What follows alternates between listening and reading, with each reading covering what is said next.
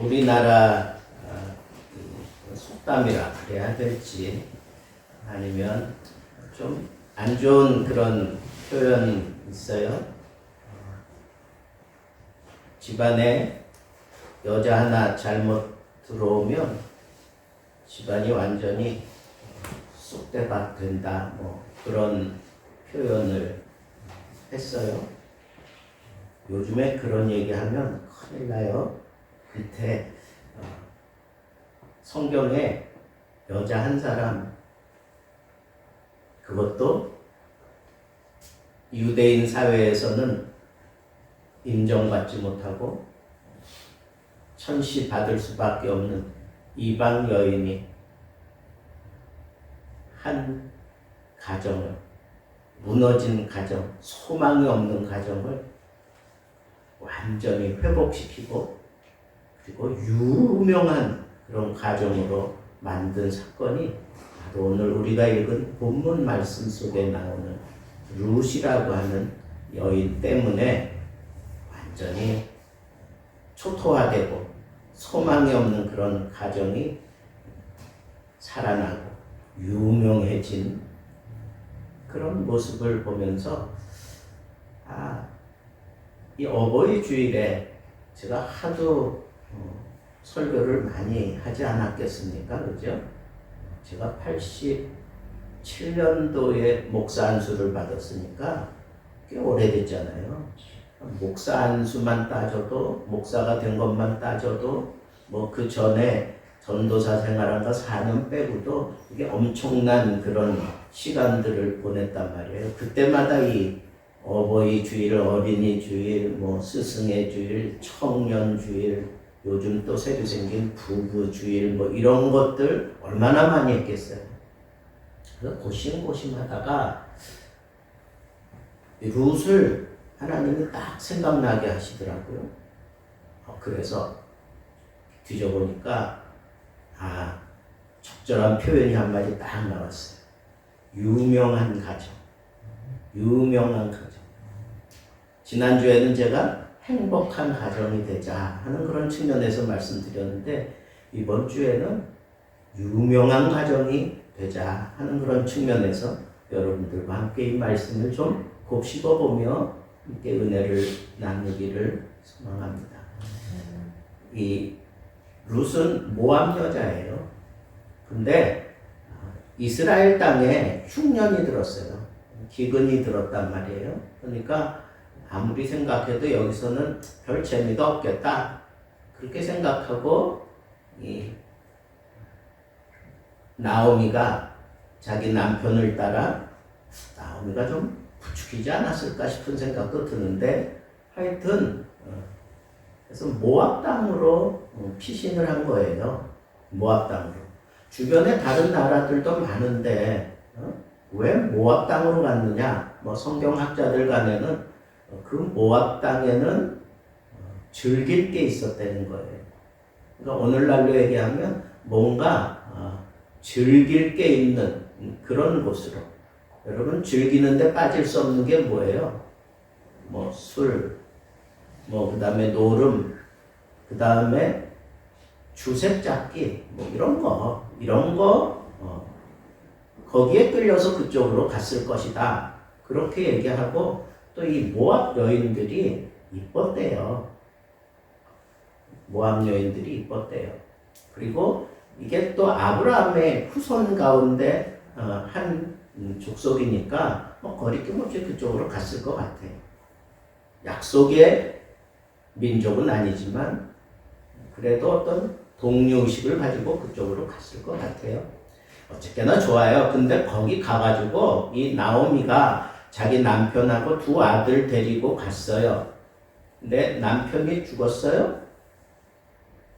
두 아들 결혼시켰는데 두 아들도 죽어요. 말론과 기련이라고 하는 두 아들이 죽습니다. 결혼시켰다고 그랬잖아요. 과부와 며느리, 두 며느리 과부가 3대, 이 3명의 과부가 함께 살면서 이 나오미가 참 얼마나 참 절망했을까요? 돈벌이가 안 되니까 뭐 아주 뭐 거지같이 됐겠죠. 근데 이스라엘 땅에 하나님이 은혜를 베푸셔서 그 땅이 회복됐다는 거예요. 기근에서 벗어났다는 거예요. 그러니까 이제 이 늙은 몸 그래도 약속의 땅에서 묻혀야 되겠다. 그렇게 생각하니까 두 며느리가 걸리는 거예요. 그래서 이 두 며느리한테 너희들이 그동안 남편을 잃고도 나와 함께 이렇게 있어준 거 참 고맙다. 나는 이제 내 고향으로 돌아가니까 너희 집으로 가라. 젊으니까 보낸가 봐요. 그랬더니 이 두 며느리가 그럴 수는 없습니다. 우리는 끝까지 어머니 섬길 겁니다. 그랬는데 이 어머니가 또 얘기하는 거예요. 아니다. 가라. 너희들은 젊다. 그리고 나에게 무슨 소망이 있느냐. 내가 지금 결혼을 해서 아이를 낳다 치자. 그럼 그 아이가 자라나서 남자 구실할 때까지 그러면 너희들은 이제 할머니 비스무리하게 될 텐데 무슨 소망이 있겠니? 나는 아이를 낳을 수도 없지만 낳다 쳐도 그러니까 이스라엘 땅에는 그 기업을 무른다고 하는 고엘 제도가 있어요. 그건 조금 이따 또 말씀드릴게요. 그러니까 그런 얘기를 한 거예요. 그래서 내가 낳은 아들이 자라나서 너희들을 책임져 주기에는 너무 시간의 갭이 크니 정말 소망이 없어. 그러니까 가라. 그래서 첫째 며느리는 눈물을 머금고 돌아갑니다. 눈물을 머금고 돌아가요. 근데 둘째 며느리는 아니라고. 첫째 며느리 돌아가 난 다음에 더 어머니 치맛자락을 붙잡고 막 늘어지는 거예요. 그 표현을 성경은 붓조찼더라 그랬어. 붓조찼더라. 여러분 제가 언젠가 이 거머리 얘기한 적 있어요. 설교 시간에 이 거머리가 한번 딱 달라붙으면 얘가 아주 그냥 뭐 팽팽해질 때까지 안 떨어져요. 여간해가지고는 안 떨어져요. 뭐 소금을 뿌리고 막 손 대기 전까지는 안 떨어져. 손 대도 잘 안 떨어져요. 근데 그런 상태로 그냥 딱 붙잡고 어머니를 쫓아가는 거. 가다가 아무리 생각해도 그건 아닌 것 같은 생각이 든 거예요. 나오미가 가라. 니네 집으로 가라. 그랬더니 이 며느리가 뭐라 그래요? 어머니 이제는 나에게 이래라 저래라 하지 마십시오. 어머니께서 가시는 곳에 나도 가고 어머니가 머무르는 곳에 내도 머물겠습니다. 어머니의 백성이 나의 백성이고 어머니의 하나님이 나의 하나님입니다. 그러면서 신앙 고백을 하는 거예요. 어머니께서 죽으시는 곳에서 나도 죽어 거기 묻힐 것이라. 만일 내가 죽는 일 외에 어머니를 떠나면 여호와께서 내게 벌을 내리시고 더 내리시기를 원합니다. 라고 하면서 아주 신앙 고백을 하는 거예요. 무슨 얘기예요? 나도 이제 하나님을 믿는 사람이 되었으니 나는 하나님의 백성이니까 당연히 내가 어머니와 함께 있어야 할 겁니다. 라고 그렇게 얘기하니까 어쩔 수 없이 이 룻을 데리고 고향으로 돌아와요. 근데 고향 문턱에 다다랐을 때 많이 늙었잖아요. 그리고 많이 수척해졌어. 동네 아낙네들을 만났네요. 그리고 이게 누구냐고, 나오미가 아니냐고 막 그러니까 이 나오미가 나를 나오미라 그러지 말아라. 나오미가 무슨 뜻인지 아세요? 기쁨이라는 뜻이에요. 기쁨. 이름의 뜻이 기쁨이야. 나를 나오미라고 그러지 마라. 나는 마라다. 이 마라는 뭐예요? 쓰다 그런 거예요. 쓰다. 하나님이 나를 치셨으므로 내가 이 쓴 형편에 이르렀는데 왜 나를 나옴이라고 부르느냐. 그러면서 그 사람들에게 면박을 주고 이제 자기 고향집으로 갔어요. 참 기가 막힌 거죠. 그래도 꽤 부자였던 것 같아요. 우리가 뭐 외국에 이민 가는 사람들 보면 그래도 웬만큼 사는 사람들이 이민 갔었잖아요, 예전에. 그러니까 나오미 가정도 그랬던 것 같아요. 근데 돌아올 때는 완전히 거지가 되어서 남편 죽었어. 두 아들 죽었어. 그리고 며느리 하나는 떨어져 나가고 며느리 하나. 그것도 이방 여인 그 며느리 데리고 그 집안에 들어왔을 때 사람들이 다 혀를 차지 않았겠어요. 무슨 소망이 있느냐고요. 이제 과부예요.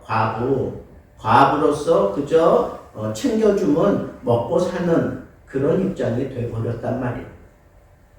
그런데 이 룻이 똑똑한 여자였던 것 같아요. 그리고 활동적인 여자였어요. 상황을 보니까 이대로 있어서는 안 되겠어요. 그러니까 마침 돌아올 때가 이 추수기였어요. 그러니까 나가서 내가 이삭 죽기라도 해야 되겠다라고 생각하고 이제 찾아다니다가 어느 큰 경작지에 이르게 되고 거기 들어가서 채용이 된 거예요. 근데 소녀라고 그렇게 불릴 만큼 아주 아리따웠어요. 그리고 일할 나이가 아주 그냥 젊은이로서 굉장히 열심히 했던 것 같아. 그래서 그걸 부리는 사람 있잖아요. 왜 공사판에도 보면은 뭐라 그래요? 그 일꾼들 막 부리는 뭐라 그래요? 네? 뭐 십장? 뭐 그런 식으로 얘기하잖아요. 그런 사람에게 눈에 드는 거예요. 근데 그 밭의 주인이 들어와서 보니까 못 보던 사람이 하나 있는 거예요. 이게 유대인도 아니고 분명히 이방인인데 얼굴도 좀 까무잡잡하고 보니까 좀 특이한 거예요. 그러니까 물었어 십장한테 누구냐 그랬더니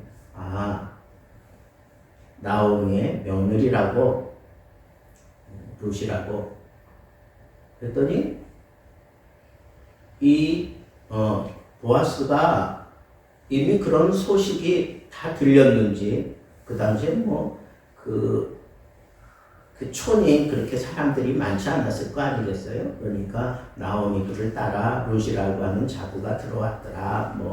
이방인인데 이제 하나님을 믿게 되고 어머니를 떠나지 않고 끝까지 섬기려고 왔다. 이런 얘기들이 돌았을 거 아니에요. 그걸 보아스라고 하는 이 주인이 들은 거예요. 그리고는 룻에게 얘기를 해요. 내가 너에 대해서 잘 얘기를 들었다. 너 참 괜찮은 사람인 것 같아. 그러면서 그 십장에게 당부를 하는 거예요. 그리고 너 열심히 일하는 거 좋은데 그렇게 막 몸 상해가면서 일하지 말어. 그리고 너 필요한 거 있으면 이 십장에게 얘기하고 가서 물이고 뭐고 이렇게 잘 죽이면서 몸 건강 돌보면서 일을 해라. 네가 이 약속의 땅에 들어오기까지 너에 대한 소문을 내가 익히 들었다. 그러면서 배려를 해주는 거예요. 그 다음 달에도 그러고 한 번은 이렇게 열심히 일하는데 보아스가 룻을 불러다가 겸상을 하는 거예요. 같이 식사를 하는 거예요. 말도 안 되는 일인데 한 거예요. 오늘날로 얘기하면 회장님하고 같이 식사를 하게 된 거예요. 저 말단이. 그것도 아르바이트가 이제 그런 식으로 생각할 수 있어요. 근데 이제 막 이런 얘기를 하고 또 갈 때에는 특별히 이 음식을 싸가지고 보내는 거예요. 룻한테 어머니하고 가서 먹으라고. 그러니까 어머니한테 가서 이런저런 얘기하면서 누구냐 주인이 그랬더니 보아스입니다. 그러니까 이 나오미가 머리가 팍 돌아간 거예요. 왜냐하면 고엘 제도라는 게 있어요. 그게 뭐냐면 형의 부인이 과부가 되면 그 둘째가 그 형수를 책임져요. 셋째가 또 책임지고 만약에 둘째도 책임을 못 지고 이제 이런 거예요. 근데 집안에 없어. 그러면 친척 가운데 그런 걸 또 책임져야 돼요. 왜?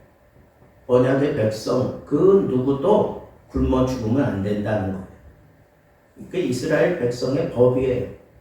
그래서 나중에 예수님에게 그런 거 가지고 질문한 적 있잖아요. 7 형제가 있는데 첫째가 결혼했는데 죽었어. 둘째가 아내를 삼았어. 죽었어. 셋째가 아내를 삼고. 그래서 7째까지 이렇게 해가지고 죽었다는 거예요. 그러면 천국 가서 누구의 아내입니까? 이렇게 물어봤잖아요. 그랬더니 예수님께서 뭐라 그랬어요? 천국에는 장가가고 그러는 데가 아니다. 그런 식으로 예수님이 말씀하신 거. 그게 왜 그러느냐? 이스라엘의 고엘 제도라는 게 있어서 그런 거예요. 그러니까 책임져 주는 거예요. 그 핏줄이. 근데 그것도 순서대로 하는 거예요. 순서대로. 자기 집안에 없으면 제일 가까운 친척이. 그래서 그 가까운 친척이 책임질 만한 그런 형편이 못 돼요. 그러면 내가 못한다 이렇게 이제 선언을 해요. 그러면 그 다음 사람이 책임지고 이제 이런 식으로 하는 거예요. 보아스가 같은 집하고 그리고 아주 가까운 친척이었어요. 그걸 나오미가 알고는 이 룻에게 너 내가 하려는 대로 해라 그러면서 이제 이렇게 뭐죠? 다 걷어들이고 난 다음에 막 기뻐서 이제 잔치를 벌여요. 이스라엘 백성들은 추석을 다 하고 난 다음에는. 그리고 난 이후에 번화하게 이제 좀 흥이 오르고 취한 상태로 이렇게 들어왔는데 그 침대 저 발끝에 보니까 어떤 한 여인이 있는 거예요. 보니까 룻이에요. 그래서 이 보아스가 밤새도록 같이 있어요. 그리고 이제 새벽녘에 이 룻을 보냅니다. 나와 함께 있었다는 것을 발설하지 말아라. 왜? 나보다 너를 먼저 기업 부를 자가 있다. 보내놓고 난 다음에 이 보아스가 그 사람을 찾아가요. 너 이 룻을 책임질래? 그랬더니 자기는 형편이 안 돼서 못 된다. 그러니까 보아스가 장로들하고 그 친척들 다 불러놓고 이 사람이 기업 물러야 되는데 못한다고 합니다. 이제 내가 이 가족을 책임지겠습니다. 내 순서니까. 그러면서 그 사람들을 나오미와 룻을 자기가 산 거예요. 그 사람에게 책임져야 될 사람이 나 못한다 그러면 그만한 대가를 또 치르고 이 사람을 가져가는 거예요. 그러니까 사는 거예요. 그런 싹을 주고 사서 그리고 난 이후에 이 장로들이 모든 사람들에게 이제 쉽게 얘기하면 공중을 받은 거예요. 공중 받고 난 이후에 그 룻에게로 들어가서 그래서 아들을 낳게 됩니다. 우리가 읽은 본문은 바로 그 대목부터 나오는 거예요. 자, 그런데 여기 보면 이 룻이 이방 여인이잖아요. 근데 어머니 하나님이 나의 하나님이 된다라고 그렇게 표현한 건 그냥 어머니 치맛자락 붙잡고 따라가기 위해서 그런 게 아니에요. 정말 어머니를 통해서 그 믿음의 가정에 들어와서 진짜 믿음의 사람이 된 거예요. 그리고 난 이후에 어머니를 끝까지 따라간 거예요. 그래서 어머니가 하라는 대로 해서 결국은 보아스와 결혼을 하게 돼요. 근데 이 보아스가 굉장히 폭이 넓은 사람이고 굉장한 사람 같아요. 그죠? 근데요, 이 보아스도 사실은 이스라엘 백성들에게서는 조금 이렇게 조금 뭐라 그럴까요? 이렇게 조금 도외시 취급을 받았어요. 왜 그런지 아세요? 이 보아스의 어머니가 누군지 아세요? 보아스의 어머니가 그 유명한 기생 라합이에요. 라합이 이방 여인인데 하나님의 백성이 되잖아요. 그죠? 정탐꾼들에게 선행을 베풀고 그리고 정탐꾼들이 하라는 대로 해서 여리고가 다 무너질 때 이 가족만 살았어요. 그리고 그 가족 가운데 이 라합이 결혼을 해요. 결혼을 하고 낳은 아들이 보아스예요. 그러니까 온전한 유대인들이 볼 때에는 조금 탐탁지 않게 볼 수도 있는 그런 가문이었어요. 그러니까 그런 서러움을 나름대로 그렇게 안고 살아왔기 때문에 어쩌면 이 룻에 대해서 충분히 공감할 수 있는 그런 동정심이 있었던 것 같아요. 왜 룻에게 특별히 이렇게 관심을 가졌을까? 자기와 같은 처지라고 생각하니까 그렇게 관심을 가진 거예요. 나이 차이도 꽤 난다고 봐요. 근데 그렇게 관심을 가진 거예요. 그런데 이 기생 라합이 유대 지파와 결혼을 해요. 그리고 이 나오미도 유대 지파고. 그러니까 이 유대 지파 안에서 이렇게 기업 물을 수 있는 그런 관계가 형성이 되었는데 마침 이 보아스가 이 나오미에게 관심을 가지고 또 그 며느리 룻에게 관심을 가지고 또 하는 일이 이쁘니까 또 모압 여인들이 좀 대체적으로 미인이라고요. 그러니까 우리는 잘 모르지만 뭐 어느 그 유튜브에 보니까 그렇게 써놨습니다. 러시아 어느 지역에는 거기는 뭐 소몰고 가는 여인네가 김태희라고 뭐 이런 얘기도 나오지만 그러니까 이 모압 지역의 여인들이 이뻤어요. 그러니까 아마 그렇게 끌렸겠죠. 뭔가가 있었겠지. 근데 그 중에 하나 자기가 가지고 있는 그 컴플렉스, 어떻게 보면 트라우마가 그 룻에게도 있는 것을 보고 그에게 선의를 베풀고 동정해 준 거라고 볼 수도 있다는 거예요. 어쨌거나 그래 좋아요. 그렇다고 치자고. 그래서 결혼을 했어. 근데 결혼을 해가지고 아이가 태어났단 말이에요. 아이가 태어났으니까 아들이에요. 아들을 얻었어. 누가 얻었어요? 보아스와 룻이 얻은 거잖아. 근데 보아스와 룻에게 초점을 안 맞추고 누구에게 초점을 맞추고 있어요? 나오미에게 초점을 맞추고 있는 거야. 나오미에게 초점을 맞춰요. 그래서 나오미가 그 아이를 품에 안고 감격스러워하는 거예요. 그러면서 내가 쉽게 얘기하면 이 가문의 핏줄을 내가 이어갈 수 있게 되었다라고 하면서 기뻐하는 거예요.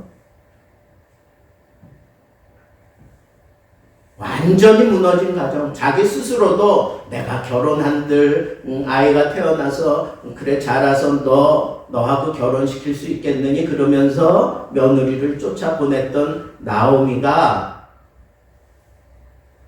자기 말이 무색해질 정도로 이제는 그 손자를 딱 품에 안은 거예요. 근데 그 광경을 보고 사람들이 뭐라 그래요? 동네 옆에 애들이 둘러앉아서 뭐라 그래요? 이 아이는 정말 너를 그 구덩이에서 완전히 건져낸 아이다. 그리고 내 노년을 책임질 자다.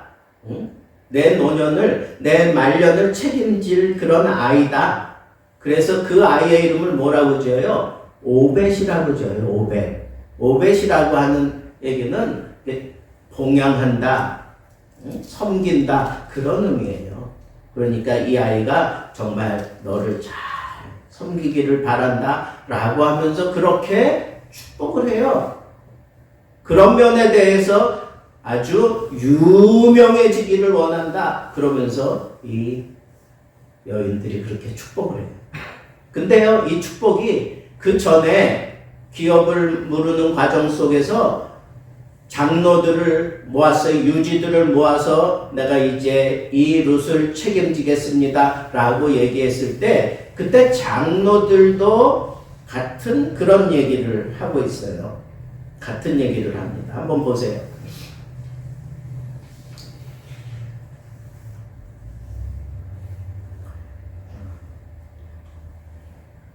사장의 소정에 보면 여호와께서 내 집에 들어가는 여인으로, 그러니까 룻을 얘기하는 거죠. 이스라엘의 집을 세운 라헬과 레아 두 사람과 같게 하시고, 그리고 내가 에브랏, 이 베들레헴이죠. 에브랏에서 유명하고 유력하고 베들레헴에서 유명하게 하시기를 원하며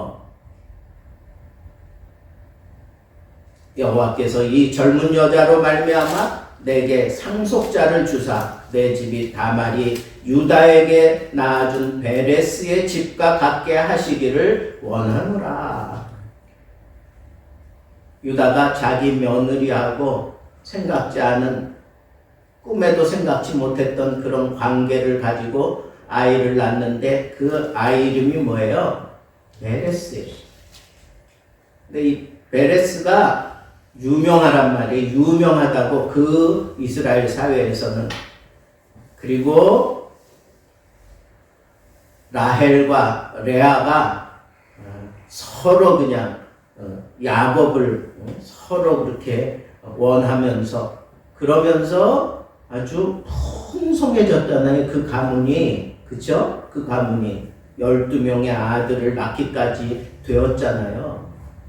그러니까 이제 너는 아무 소망이 없었는데 이 며느리 때문에 네가 이렇게 손자를 얻게 되었으니 이 대가 끊어지지 않고 아주 풍성해지기를 그렇게 소망하면서 축복한 말씀이 아주 희한하게 장로들도 유명하기를 원한다 그랬고 이 여인들도 아이가 태어났을 때 그 나오미에게 유명하기를 원한다. 그렇게 이스라엘 전체가 알아주는 그런 가정이 되라 라고 하는 그런 축복을 장로들도 했고 이 이웃 여인들도 했단 말이에요. 이 오벳으로 말미암아 그 유대 가문이 유명해졌을까요? 안 해졌을까요? 유명해졌지요. 유명해졌어요. 오벳이 누구를 낳아요? 이새를 낳아요. 이새는 누구를 낳아요? 8 아들을 낳았는데 말째 8번째 아들이 누구예요? 다윗이에요. 이스라엘 백성들이 절대 잊을 수 없는 사람, 지금도 절대 잊을 수 없는 사람 누구예요? 다윗이에요. 유명합니다. 너무너무 유명해요. 그런데 실상은 다윗 때에서 끝납니까? 아니잖아요.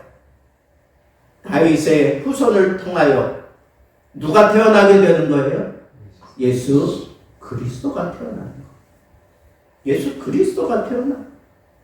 이건 이스라엘 땅에서만이 아니라 온 세계에서 유명한 그런 가정을 이룬 게 바로 이 보아스와 룻과 나오미 사건이에요. 여러분, 여러분들의 가문이, 여러분들의 가정이 이와 같은 유명한 가정 되기를 우리 주님의 이름으로 축복합니다. 네. 크게 해야 돼요. 이럴 때는. 자, 그러면 여기서 이렇게 유명한 가정이 되기까지 저는 아주 중요한 몇 가지 이렇게 여러분들과 함께 나누면서 이제 정리하려고 합니다. 첫째는 나오미가 자기 스스로를 막 그냥 저주하듯이 나는 말하다. 더 이상 나를 나옴이라고 부르지 말아라. 나는 더 이상 기쁨이 아니야. 나는 쓴 형편에 처해지도록 하나님이 나를 치셨어. 뭐 이런 표현을 해요. 근데 그 속에는요, 역으로 뭐가 들어가 있느냐 하면 하나님 외에는 나를 회복시킬 분이 없어 하는 그런 그 고백이, 그 믿음이 그 속에 있는 거예요. 여러분 잘 생각해 보세요. 하나님이 나를 치셨어. 그래서 나는 이렇게 지금 쓴 형편이 됐어.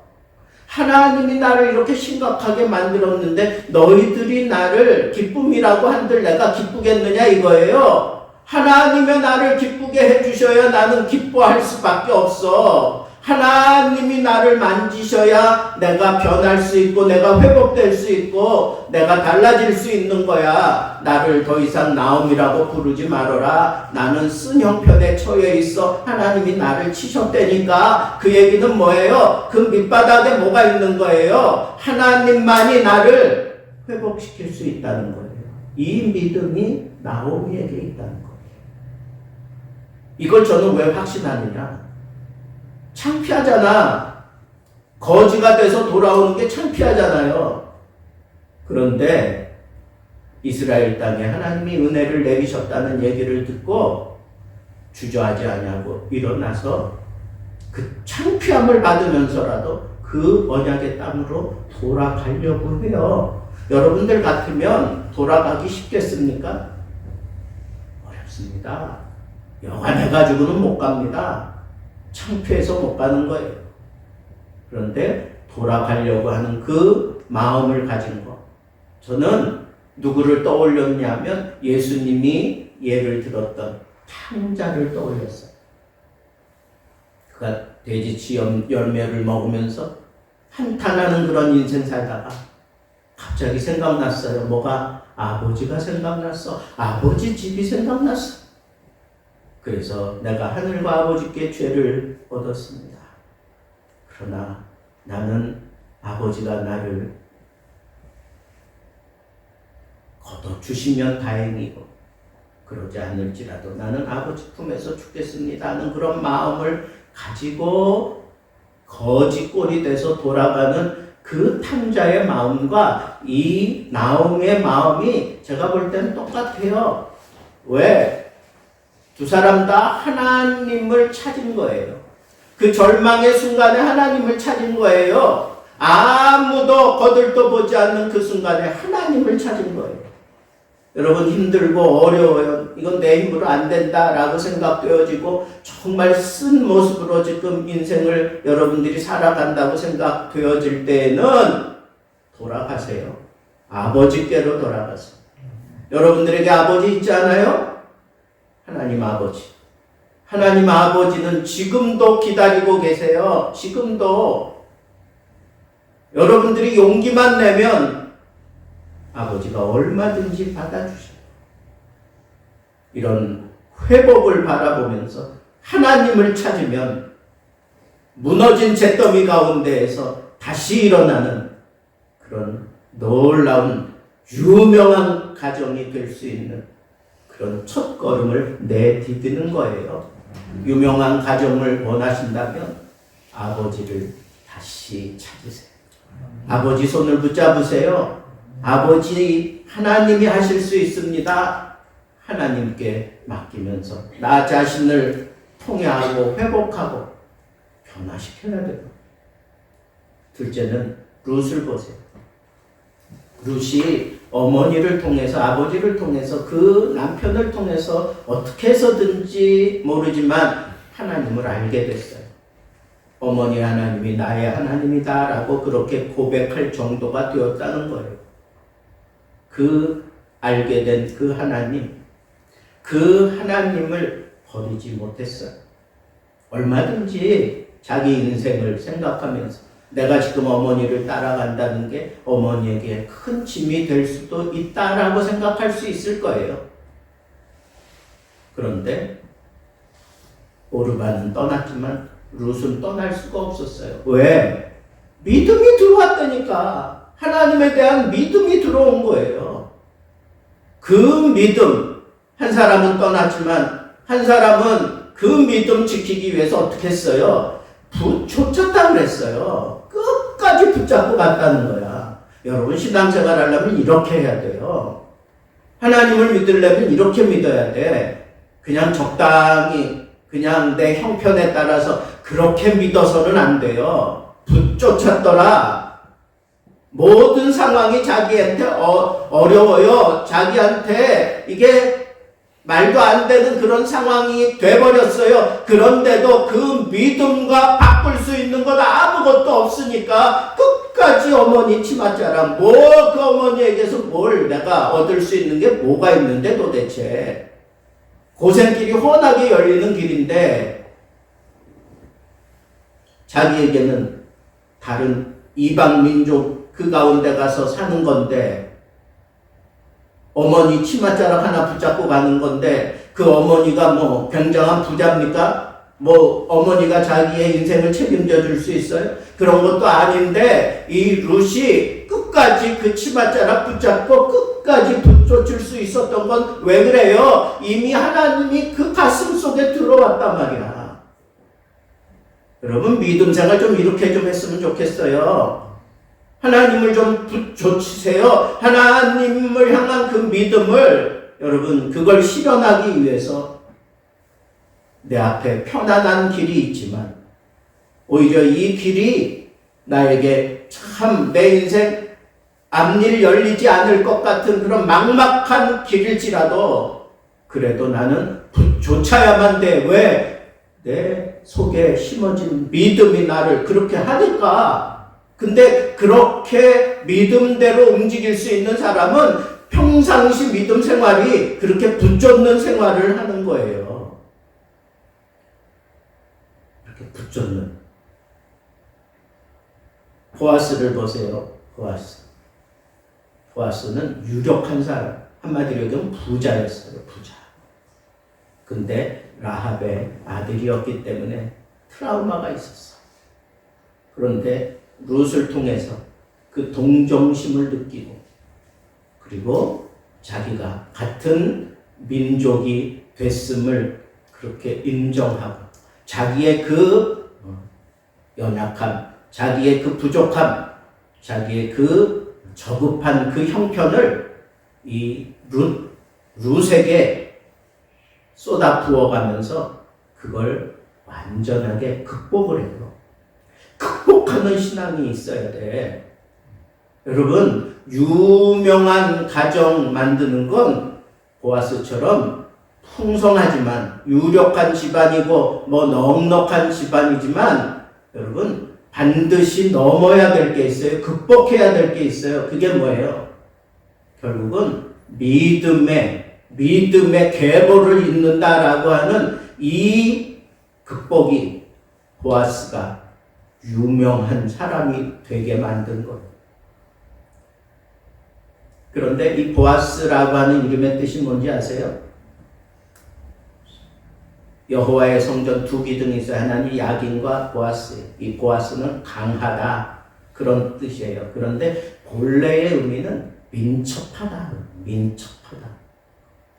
여러분, 이것이 내가 믿음의 계보를 이어가게 만드는 기회다.